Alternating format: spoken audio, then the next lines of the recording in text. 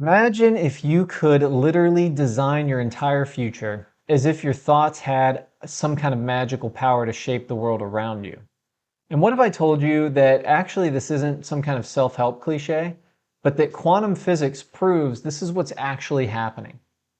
I want to teach you about one of the most fascinating intersections of science and consciousness, how your thoughts literally create your reality. Get ready, because I'm about to challenge everything you think you know about the physical world. But don't worry, because you don't have to be a scientist genius to get a lot out of this video. I certainly am not. But there are some things that you need to know first, like the behavior of electrons, which are the fundamental particles that make up everything. Electrons shift their behavior when they're being observed. Matter itself exists as a probability wave until attention collapses these waves into definite particles. It sounds like science fiction or woo-woo spirituality stuff, but it's actually decades of established research in quantum physics. Now, this in and of itself raises deep questions, like, if particles respond to observation, what happens when you think negative thoughts towards yourself or others?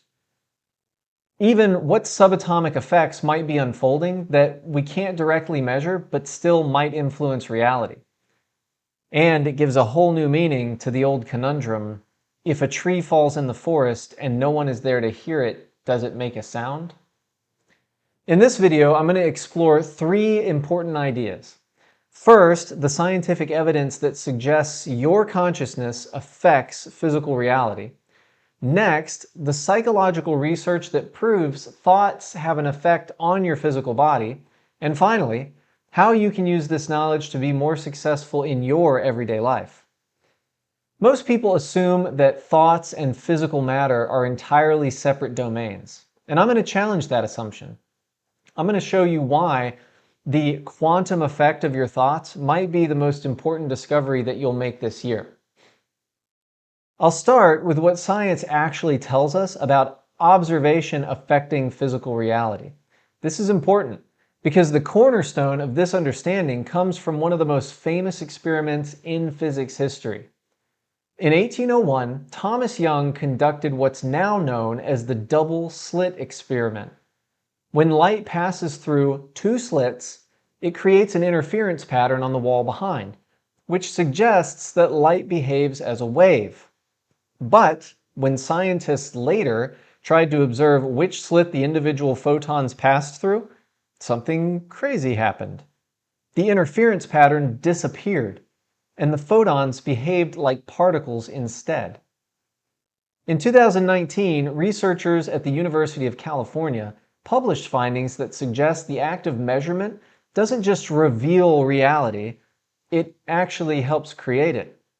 They showed that the precise moment of quantum measurement actually determined when the wave function collapsed into a definite state. Let me say that again in a different way. The instant you observe something is when the thing you're observing transforms from a range of possibilities into a single definite reality. Some of you might be thinking of Schrödinger's cat here. Before you observe or measure, the object exists in multiple states simultaneously. And this is what physicists call a superposition. It's as if your consciousness is the actual deciding factor that forces the material universe to commit to one version of reality over all of the others. Again, I have to repeat this. This isn't mysticism or New Age baloney. It's what mathematics of quantum mechanics explicitly tells us happens at a subatomic level. Your attention isn't just noticing reality, it's participating in creating it. But what does this mean for your thoughts? Well, consider the implications. If scientific observation affects behavior of particles, and our brains are observation machines constantly interpreting reality, then our conscious attention is constantly collapsing these probability waves into the reality we experience. Dr. Dean Radin, chief scientist at the Institute of Noetic Sciences, has conducted experiments showing that human intention can affect quantum random event generators. His data suggests that consciousness itself might be an active force in the physical world, not just a passive observer. A similar and recent experiment has shown that light particles seem to know how long they'll shine before a machine randomly decides it. Scientists measured the light particles, then let a machine randomly pick how long the light would stay on after. Strangely, the early measurements matched the future decision, as if the particles already knew what would happen. It's almost as if time might not just go forward, everything might be happening at once. Have you ever had a strong intuition or gut feeling, and the event happened just the way you thought it would? Let me ask you, did you create the reality, or did your subconscious mind pick up on what was already going to happen? This evidence challenges the most fundamental assumptions we have about reality. Are we passively experiencing a pre-existing world, or are we actively participating in creating the reality we influence through our conscious attention? Some of the best evidence to answer this question comes from the research looking at how thought influences your own body. Consider the true story of a man who was diagnosed with advanced esophageal cancer in the 1970s. After his diagnosis, he declined rapidly, exactly as his doctors predicted. But after his death, the autopsy revealed a disturbing fact. He barely had any cancer at all in his esophagus. His liver had a few tiny spots, but nowhere near enough to kill him. The conclusion? He died because he believed he was dying. His conviction was so strong that his body manifested his expected outcome. Maybe that sounds too fanciful, but surely you've heard of something called the nocebo effect. If you think it sounds like placebo, you're right. Placebo effect is when something beneficial happens according to someone's expectations, and it's usually in regards to a medical procedure or treatment. Nocebo, on the other hand, is when something harmful happens in line with their expectations. This is far more common than you might think.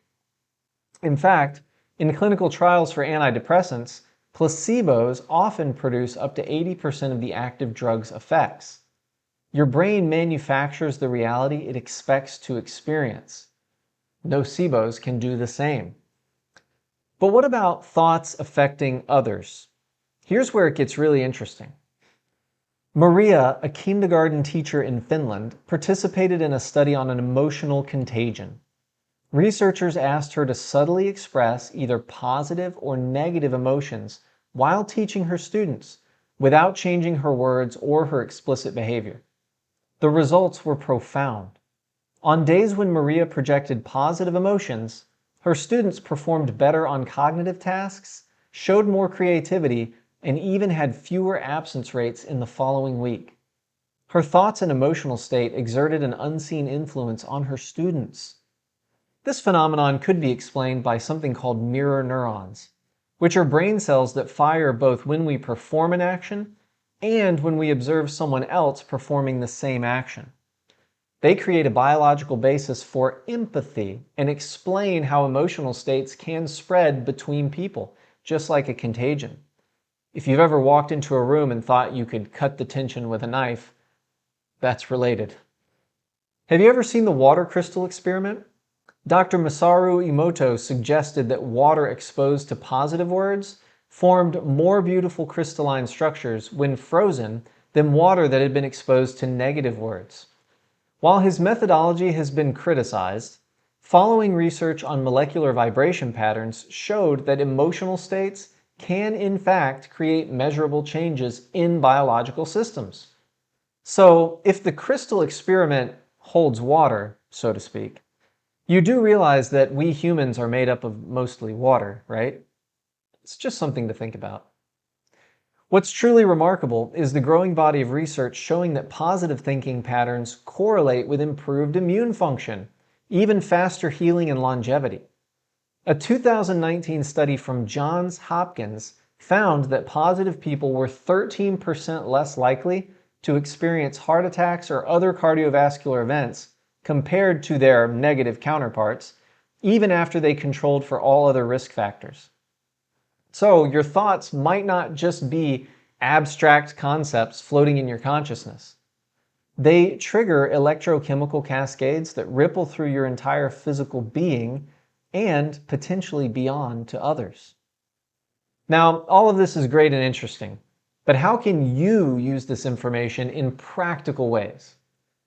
If your thoughts truly influence physical reality, then cultivating positive thought patterns isn't just a good idea, it's essential to having a good life.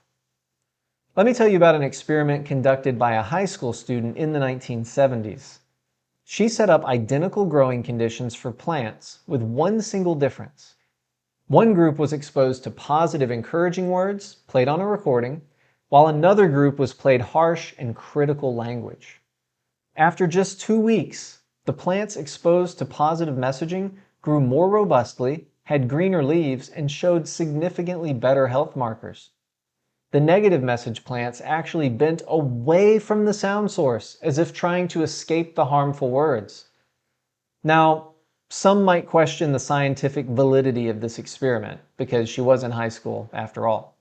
But more recent studies have confirmed that sound vibrations do influence plant growth rates and health. The frequency patterns of positive versus negative speech create different vibrational environments that affect biological systems. So here are 4 practical steps to apply this in your own life. First, practice awareness of your thoughts. Spend 1 week observing your thought patterns without any judgment at all, and just notice how often negativity creeps in. Second, implement a practice called pattern interruption. This is when you catch a negative thought and physically snap your fingers and replace it with a positive alternative. For example, you're working on something and you think, I'm no good at this. Snap your fingers and say, cancel, cancel. Every day, in every way, I am getting better and better. Remember that your subconscious mind is always listening, even when you're not awake. And if you doubt this, consider that surgeons are taught not to say things like, we're losing him, in the operating room. The patient, even though unconscious, is subconsciously aware of everything being said. Third, create environmental reinforcement. Basically, surround yourself with visual reminders of positive thoughts. I keep index cards or sticky notes with empowering statements in places I'll see them all the time. And I also like to leave them laying around for my wife and kids to find. Fourth and finally, make this a consistent practice. Commit to at least 21 days of conscious thought management. That's the minimum time needed to begin establishing new neural pathways. Get a paper calendar and mark an X with every day you do this successfully until you've done it 21 days in a row. By that time, you will find that your life has changed in incredible ways. The main thing to remember is that positivity isn't just about feeling good. It's about creating a vibrational frequency that aligns with your goals and what you want in life. When you maintain positive thoughts, you're tuning your physical system to resonate with similar positive frequencies in the world around you. Like attracts like, after all. To summarize, we looked at how quantum physics demonstrates that observation affects physical reality. Particles behaving differently when they're being watched. And that led us into the psychological research showing how our thoughts create measurable changes in our own bodies and can even influence others through mechanisms like mirror neurons. And now you've learned practical applications to harness these principles in your everyday life. The inescapable conclusion is that your thoughts affect reality more than you realize. Not because thoughts are physical in the traditional sense, but because the boundary between consciousness and matter is more permeable than you think. Here's the question I want to leave you with. If your thoughts are constantly shaping your reality, what responsibility does that place on you? Every negative thought about yourself, others, or your circumstances might be creating ripples of effect that you don't see right away. On the other hand, positive thoughts might be generating beneficial outcomes beyond what you can see at that time as well. The truth is, you can never know with absolute certainty the full extent of how your thoughts affect reality. But what we already know suggests something compelling. You can choose positivity not just as a preference, but as a practice, a way of life. There might be harm in negativity that we can't fully measure, but can there be any harm in cultivating a habit of positive thinking towards yourself and others? Learn more in the videos below about how you can use this information practically to set goals you will actually achieve, or how to change your habits instantly without using life hacks. If this video challenged your thinking, like and subscribe for more paradigm-shifting content just like this. Leave me a comment and let me know one area in which you commit to being more positive. Remember, in a reality where thoughts influence matter, your mindset isn't some abstract neutral. It's a creative force. Thanks for watching. Go and be great.